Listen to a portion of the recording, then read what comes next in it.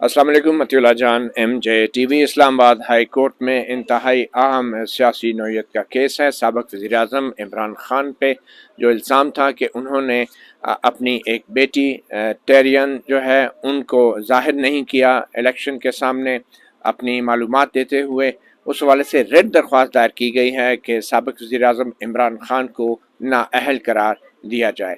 Barrister Hasnain Chaudhary जो कि दरख्वास्त गुज़ार की तरफ से पेश हो रहे हैं, उन्होंने ये रिट दायर की और आज इस्लामाबाद हाई कोर्ट में चीफ जस्टिस आमर फारूक ने इस नुक्ते के ऊपर समाअत की कि अगर ये हक़ाइक़ के हवाले से कोई तनाज़ा है, फैक्चुअल कंट्रोवर्सी है, तो इसको कौन तय करेगा? क्या वो इस्लामाबाद हाई कोर्ट जो है इस तरह की फैक्चुअल कंट्रोवर्सी में इन्वेस्टिगेट करेगी या प्रूव करेगी, या फिर इलेक्शन कमीशन करेगा, या कौन सा फोरम होगा? इस हवाले से चीफ जस्टिस आमर फारूक ने कुछ देर पहले ये कहा है कि वो एक हुक्म पास करेंगे कि ये कौन से फोरम पे ऐसी दरख्वास्त सुनी जा सकती है। बैरिस्टर हसनैन चौधरी, आपकी एग्जैक्टली दरख्वास्त क्या थी, हमारे नाज़रीन को बता दें, और फिर आज क्या कार्रवाई हुई? बेसिक कुछ में इशू ये है कि उन्होंने अपने नॉमिनेशन पेपर्स के अंदर हमने एलेज किया है कि उन्होंने अपनी बेटी का नाम नहीं लिखा, who is a dependent.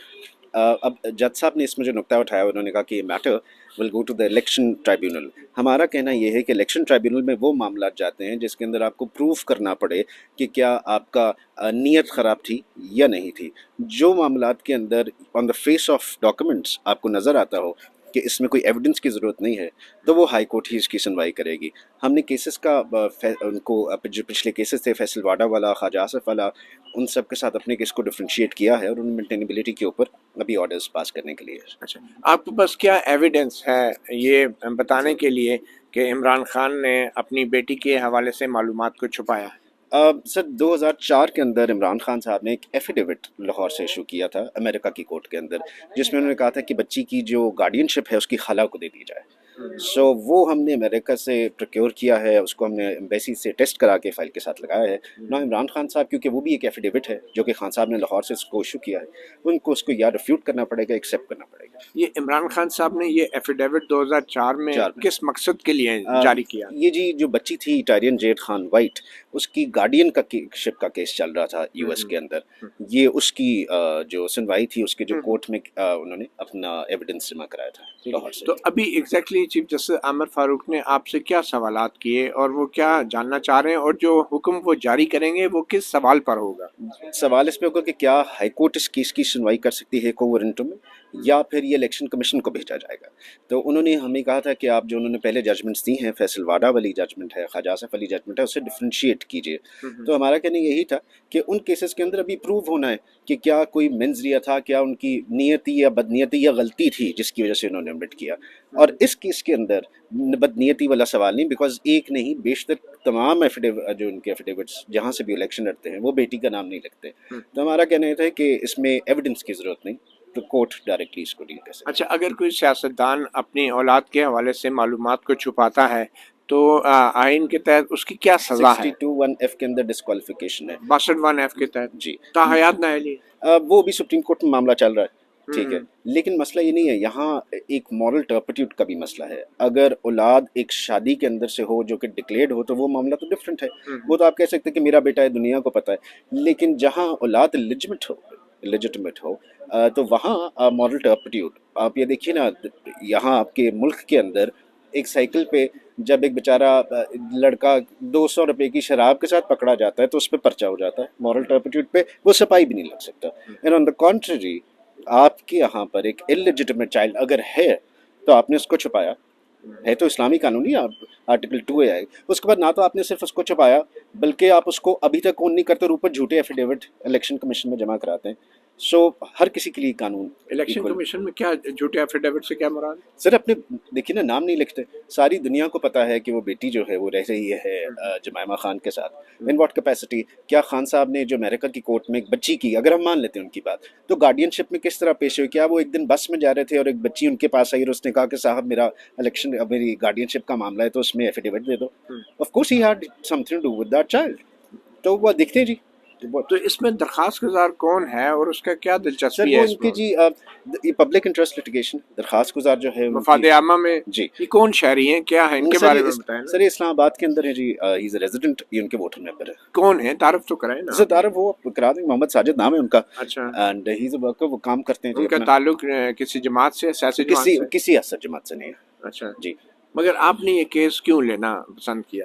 Sir of course law should be equal for everyone, ٹھیک ہے. میرا اس میں لینے کا صرف یہی مقصد ہے جی، قانون سب کے لیے ایک جیسا ہونا چاہیے، اور آپ کا بے شک وزیر اعظم ہو یا ایک گلی میں گھومنے والا کوئی اور آدمی. مگر آپ جو ہیں اس وقت حکومت کی طرف سے پے رول پہ ہیں بطور ڈپٹی اٹارنی جنرل. کیا ہاں جی، بطور ڈپٹی اٹارنی جنرل آپ تنخواہ دار ہیں حکومت کے، اور حکومت جو ہے حکمران اتحاد کی وہ عمران خان کے سخت مخالف ہے، تو کیا آپ کے مفادات کا ٹکراؤ نہیں ہے؟ نہیں سر، اس میں دو چیزیں ہیں. ایک تو اس کیس میں فیڈریشن آف پاکستان پارٹی نہیں ہے، الیکشن کمیشن پارٹی ہے، تو میری اس کے ساتھ وہ ہے نہیں اپنے. اور دوسری اس میں یہ ہے کہ as being law officer from the attorney general office میں اپنی پرائیویٹ پریکٹس کر سکتا ہوں. نہیں، یہ اجازت آپ نے لی ہے؟ یہ اجازت مجھے ہے. آپ کو ہے اٹارنی جنرل آفس کی طرف سے؟ جی، ہر کسی. مگر آپ اٹارنی جنرل بعد میں بنے اور یہ درخواست آپ نے، تو کیا یہ جو کیس آپ نے دائر کیا تھا کیا یہ وجہ بنا آپ کو یہ نوکری ملنے کا؟ نہیں سر، میرے اور بھی بہت سے کیس ہیں جو وجہ بن سکتے ہیں.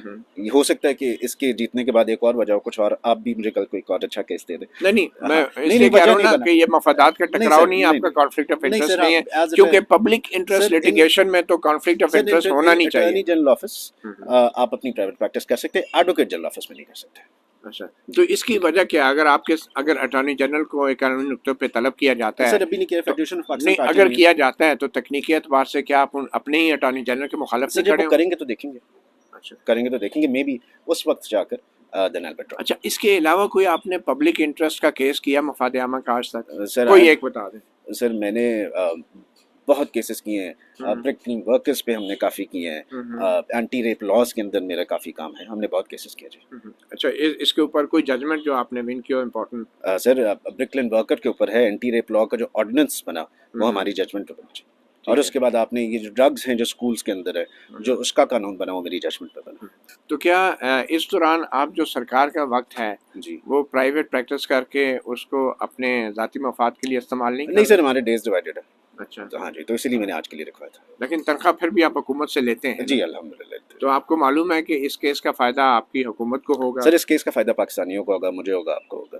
لا should be equal for every one.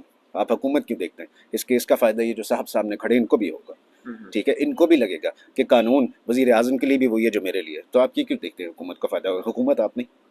تو بنیادی طور پہ آپ کہہ رہے ہیں کہ خان صاحب نے جھوٹ بولا ہے، اس کے علاوہ آپ کو الزام نہیں لگا؟ کی ہے جی، جھوٹ بول کے، اس سے زیادہ آپ کوئی بات نہیں اور یہ کانسٹیٹیوشن کے اندر آرٹیکل 62(1)(f) کے اندر this is enough to get a person disqualified. Sir thank you so much. بہت شکریہ بیرسٹر حسنین، جو کہ درخواست گزار محمد ساجد ایک شہری کی طرف سے بطور وکیل پیش ہوئے اسلام آباد ہائی کورٹ میں، اور آج چیف جسٹس عامر فاروق نے اس نقطے پر جو ہے اپنا فیصلہ ایک طرح کا محفوظ کر لیا اور کہا ہے کہ میں حکم جاری کروں گا کہ کیا اس قسم کا جب کوئی درخواست آتی ہے تو اس کے لیے مناسب فورم کون سا ہے، کیا وہ اسلام آباد ہائی کورٹ ہے یا پھر وہ الیکشن کمیشن آف پاکستان ہے.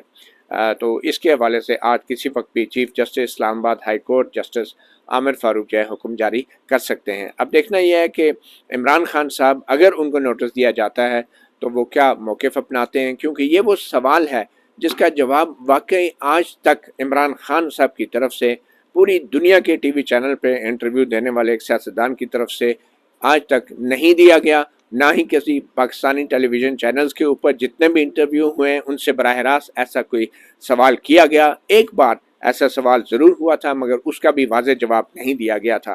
مگر عمران خان جو کہ مشہور ہیں اپنے انٹرویوز کے لیے، آج تک اس سوال کا جواب وہ نہیں دے سکے. اب 26 نومبر کو یہاں پہ انہوں نے اسلام آباد میں لانگ مارچ کا اعلان کر رکھا ہے، اور 26 نومبر سے پہلے یہ کیس یہاں عدالت میں آنا، اگر اس معاملے پہ نوٹس جاری کیا جاتا ہے تو قانونی طور پہ سابق وزیر اعظم عمران خان اس سوال کا جواب دینے کے پابند ہو جائیں گے کہ آیا ٹیرین وائٹ جو کہ ایک بچی ہے ان کی مبینہ طور پہ وہ اس کو بطور اپنی بیٹی تسلیم کرتے ہیں یا نہیں، اور اگر وہ کرتے ہیں تو کیا وجہ تھی کہ انہوں نے الیکشن کمیشن آف پاکستان کے سامنے غلط بیانی سے کام لیا اور اپنی اس اولاد کو اپنے جو تفصیلات ہیں، جو نامزدگی کے پیپرز ہیں، ان میں ظاہر نہیں کیا۔ یہ ایک اہم سوال ہے، اس کی ہماری قانونی اہمیت بھی ہے، مگر سب سے بڑھ کے یہ کہ سابق وزیر اعظم عمران خان کا جو سیاسی کیریئر ہے